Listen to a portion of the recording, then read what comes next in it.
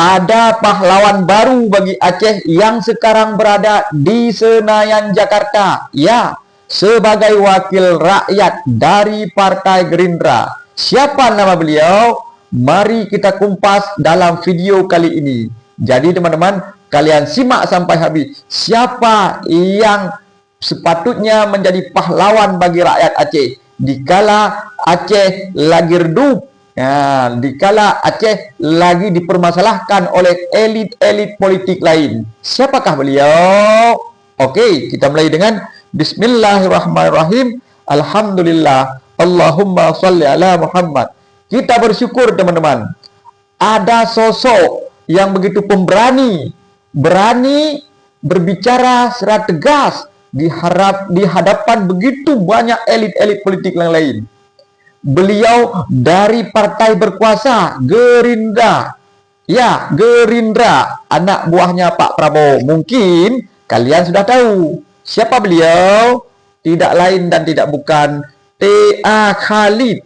Ya, beliau yang berani menantang semua elit-elit politik yang berbicara tentang MOU MCSKI. Ya, teman-teman, saya minta maaf teman-teman kalau MOU MCSKI saya kurang jelas berbicara ya. Jadi teman-teman, yang mau saya katakan, dia layak menjadi pahlawan bagi Aceh. Ya, dibandingkan dengan wakil-wakil rakyat lain dari Aceh yang diam 1000 bahasa ketika Aceh seolah-olah meminta dana OSUS itu untuk dihambur-hamburkan.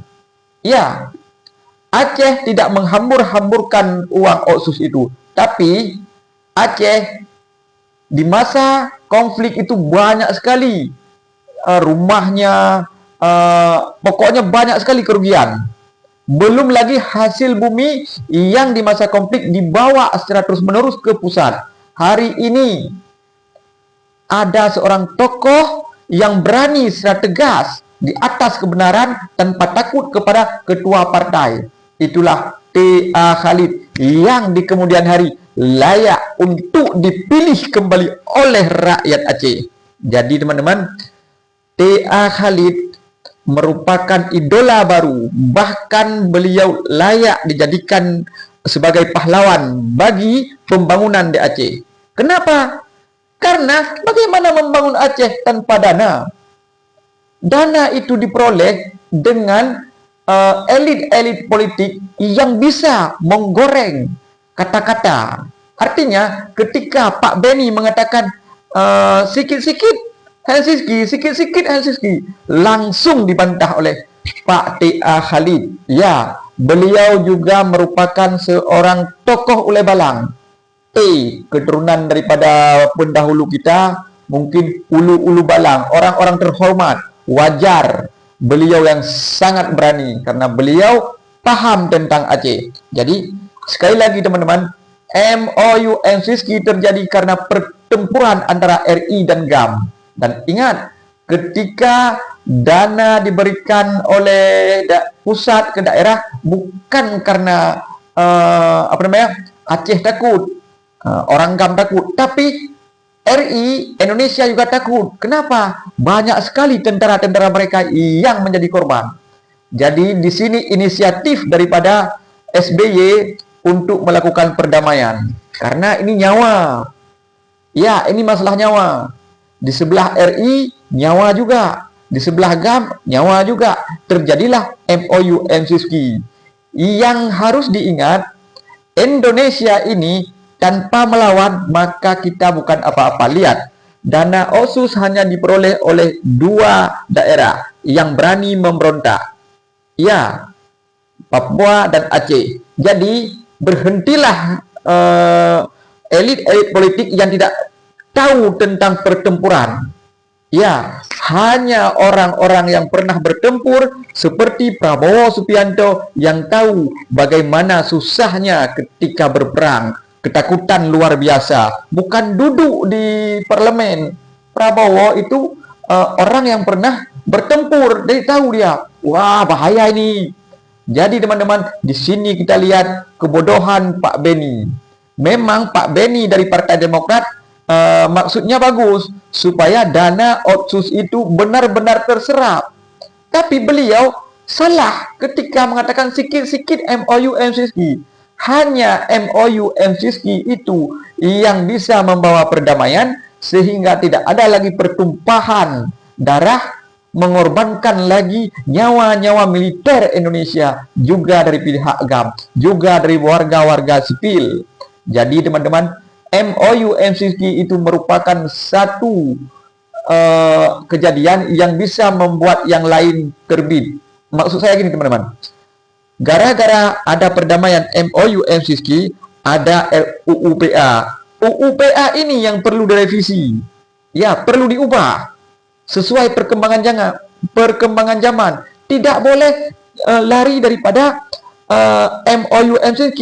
Memang yang ditakutkan oleh Indonesia ini adalah federal, karena dalam perjanjian MOU MCSK itu ada bendera, ada lambang. Nah, jadi teman-teman, inilah yang ditakutkan oleh pihak RI. Tapi saya lihat ini tidak apa-apa. Biarlah Aceh berdiri menjadi negara federal bersatu dengan Indonesia, karena hanya satu, yaitu Aceh. Yang lain belum tentu berani. Yang satunya lagi ada di Papua. Wajar, mereka kaya. Tetapi maaf, jika seperti Riau, bolehlah, karena Riau ini di tengah-tengah Indonesia, dan Riau ini banyak sekali penduduk pendatang, bukan asli seperti Aceh dan Papua.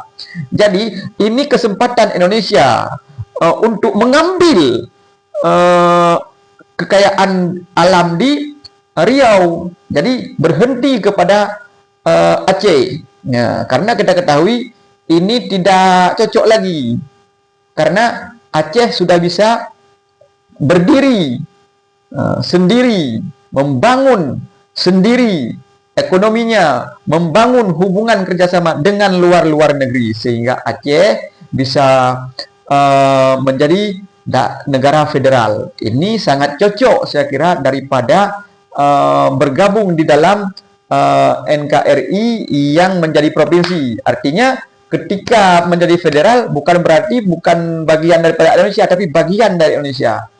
Tapi sudah tenang, ya, tinggal kita tunggu daerah-daerah lain. Apakah daerah lain berani memberontak kepada Indonesia? Saya rasa tidak. Mungkin daerah lain sudah menikmati hasil yang adil daripada pusat. Nah, artinya kalau sudah adil, ngapain dipikirkan lagi?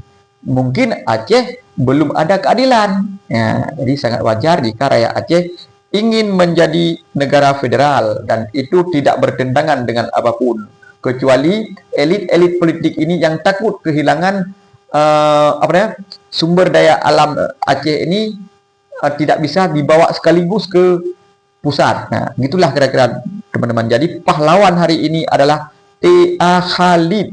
Oke, saya akhiri. Wassalamualaikum warahmatullahi wabarakatuh.